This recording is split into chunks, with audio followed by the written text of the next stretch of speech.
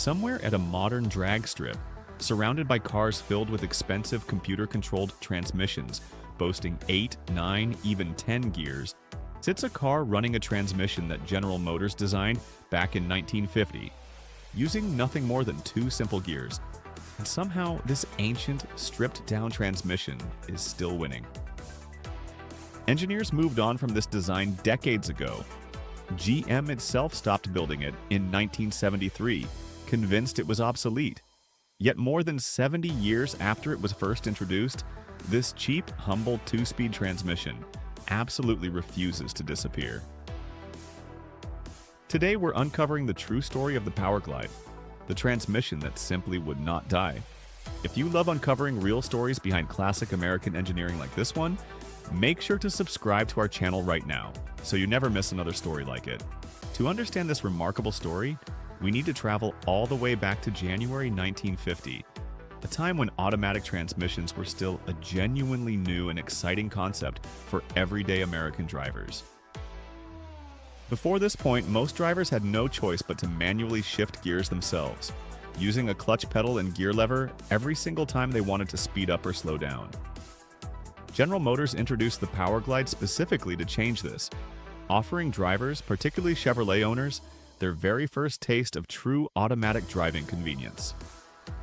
Unlike more expensive, complicated transmissions being developed elsewhere within General Motors, the Powerglide was intentionally designed to be simple, affordable, and reliable, making it accessible to everyday, budget-conscious American families rather than just wealthy luxury car buyers.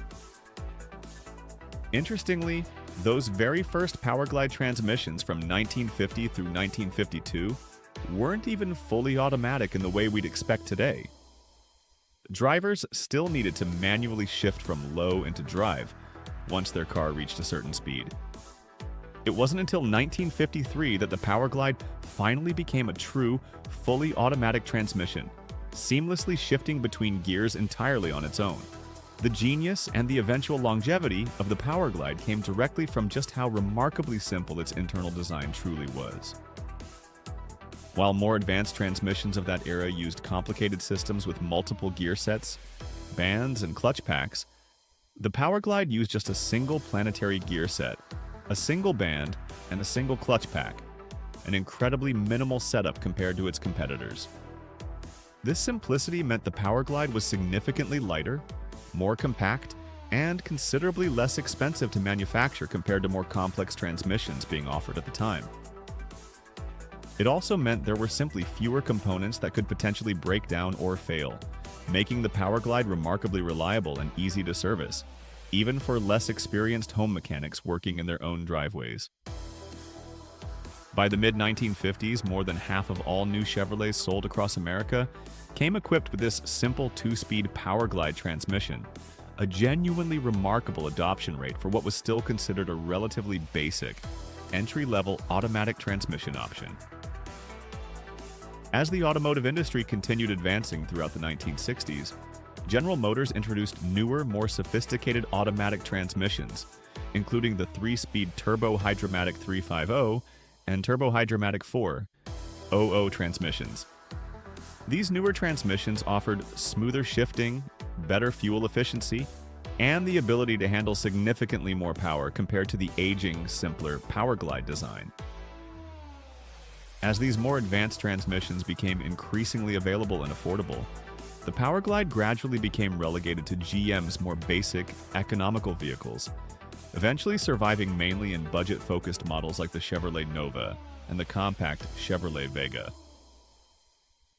By 1973, General Motors officially discontinued the Powerglide entirely, replacing it with newer transmission designs that better match the performance and efficiency expectations of American drivers during that era.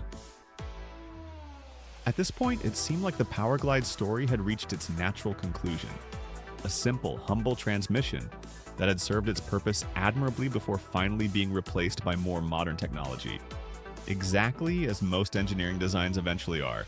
But here is where the Powerglide story takes a genuinely remarkable turn.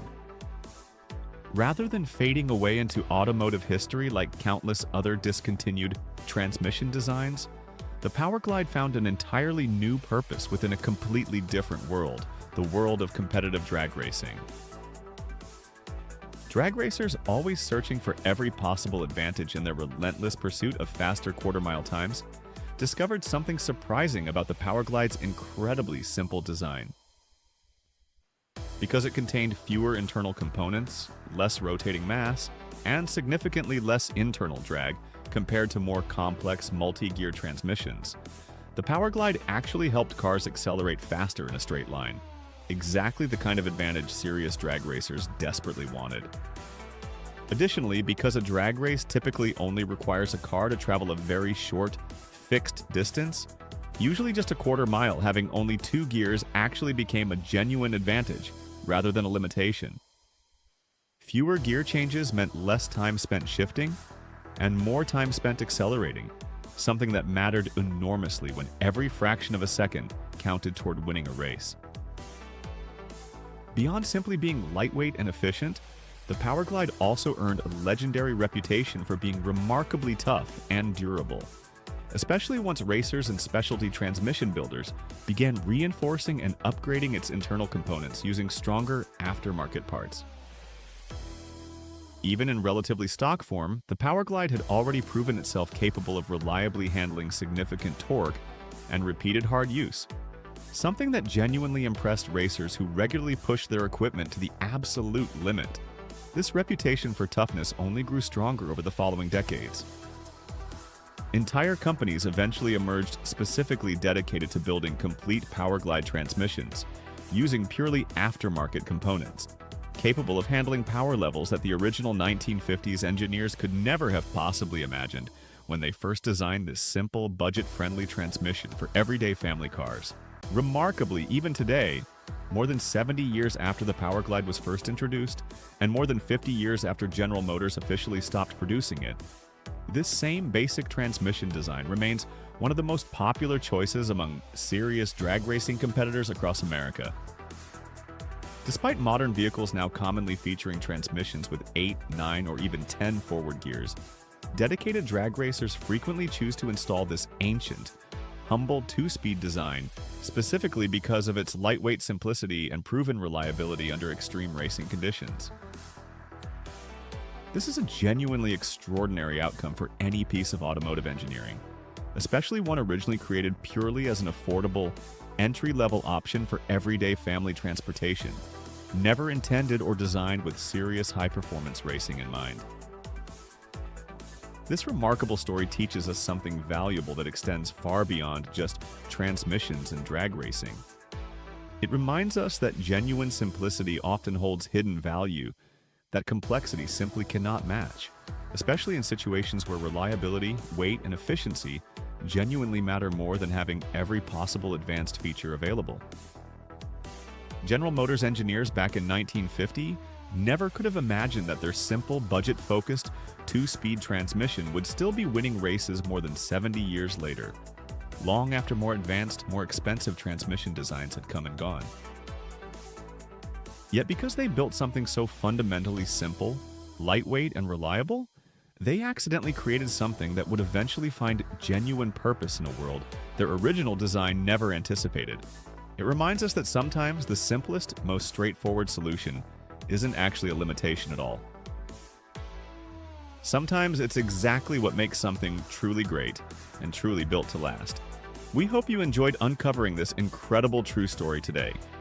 If you want us to bring you more amazing true stories about classic American engineering that simply refuse to fade away, let us know in the comments which one you would like us to cover next.